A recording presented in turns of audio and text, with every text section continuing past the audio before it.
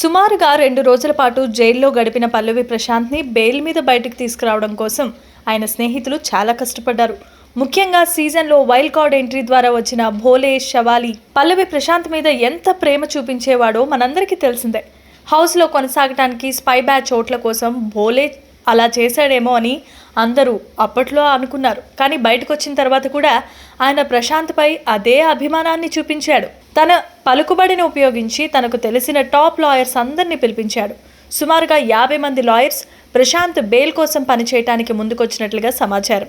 చివరికి ప్రశాంత్కి బెయిల్ ఇప్పించి బయటికి తీసుకొచ్చారు. అయితే బయటకు వచ్చిన ప్రశాంత్ తన లాయర్స్తో యాంకర్ శివ మరియు కొంతమంది ప్రముఖ యూట్యూబర్స్పై పరువు నష్టం దావా వేసేందుకు సిద్ధమయ్యాడు. యాంకర్ శివ రీసెంట్గా తనకి ఇంటర్వ్యూ ఇస్తానని చెప్పి ఇంటికి పిలిచి చివరికి ఇంటర్వ్యూ ఇవ్వకపోగా బూతులు తిడుతూ మమ్మల్ని అవమానించాడు అంటూ తన యూట్యూబ్ ఛానల్లో ప్రశాంత్కి నెగిటివ్గా ఒక వీడియో చేసి వదిలేశాడు. ప్రశాంత్ కేవలం యాంకర్ శివ మీద మాత్రమే కాదు, పలువురు యూట్యూబ్ ఛానల్స్ రిపోర్టర్స్ మీద కూడా అలాగే విరుచుకుపడ్డాడు. అయితే తనపై కావాలని నిందలు వేశారని, తన పరువుకు భంగం కలిగించారని, ఖచ్చితంగా నా పరువు పోయింది కాబట్టి వాళ్ళందరి మీద పరువు నష్టం దావా వేస్తానంటూ పల్లవి ప్రశాంత్ చెప్పుకొచ్చాడు.